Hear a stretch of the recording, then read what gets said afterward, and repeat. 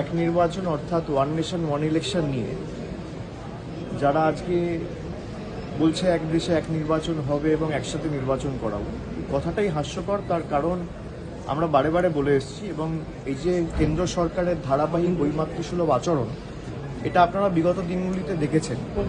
2021-এ বাংলায় যখন নির্বাচন হয়েছিল, একই সাথে আসামে নির্বাচন হয়েছিল, কেরলে নির্বাচন হয়েছিল। বাংলার নির্বাচন 8 দফায় হয়েছিল এবং কোভিডের দ্বিতীয় ঢেউয়ের সময় হয়েছিল। তো যারা একটা রাজ্যে 8 দফায় নির্বাচন করায়, তারা সারা দেশে 1 দফায় নির্বাচন করাবে। 1 মাস 1.5 মাস আগে ঝাড়খণ্ডে ইলেকশন হয়েছে। ঝাড়খণ্ডের মতো একটা ছোট রাজ্যে 2 দফা ইলেকশন করাতে হয়েছে। যারা একটা ছোট রাজ্যে 2 দফা ইলেকশন করাচ্ছে, তারা 1 দফা ইলেকশন করাবে। তো হাস্যকর। গত 2024-এর লোকসভায় 7 দফায় বাংলায় নির্বাচন হয়েছে। কোথাও আমার লোকসভা কেন্দ্র, আমি আপনাকে বলছি, ডায়মন্ড হারবার লোকসভা কেন্দ্র 3 দফায় হয়েছে। একটা লোকসভা কেন্দ্র আমার ডায়মন্ড হারবার ফলতা একদিনে ভোট হয়েছে, বিষ্ণুপুর সাতগাছি একদিনে ভোট হয়েছে, বজবজ মহেশতলা মিটিয়াপুরুজ একদিনে ভোট হয়েছে। একটা সংসদীয় কেন্দ্রকে যে 3 দফায় ভেঙে ভোট করায় যে সরকার এবং নির্বাচন কমিশন, তারা সারা দেশে 1 দফায় ভোট করাবে। মানুষকে বিভ্রান্ত করার প্রচেষ্টা। আর 1 দফা ওয়ান নেশন ওয়ান ইলেকশন কেন? মানুষ যদি 2 বছর অন্তর অন্তর নিজের ভোটাধিকার প্রয়োগ করতে পারে, তাহলে কেন্দ্র সরকার চাপে থাকবে।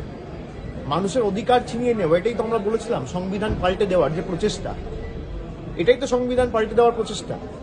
আমার অধিকার, আমি বিধানসভায় 1বার ভোট দেবো, পঞ্চায়েতে 1বার ভোট দেবো, পুরসভা 1বার ভোট দেবো, বিধানসভা 1বার ভোট দেবো, লোকসভা 1বার ভোট দেবো। আমার 5 বছরে 6 বার ভোট দেওয়ার অধিকার, সেটা আপনি কেড়ে নেবেন, দিয়ে বলবেন 1বার ভোট দেবো। এটা হয় নাকি? সরকার তো পাহারাদার। আপনি যদি পাহারাদারকে বলেন 30 দিনের মধ্যে 25 দিন ডিউটি করতে হবে না, খালি 2 দিন ডিউটি করো, তাই হচ্ছে। অ্যাকাউন্টেবিলিটি থাকবে না।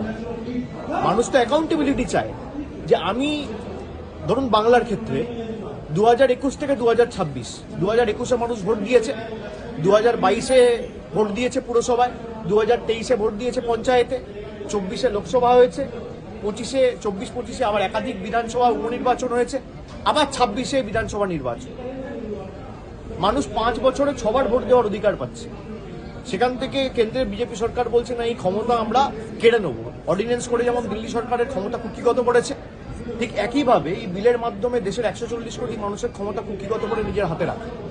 এরপর বলবে one nation one political party, one nation one leader. সংবিধান পাল্টাবে। আমরা যতদিন আছি এগুলো হতে দেবো, ওরা হাজার চেষ্টা করবে।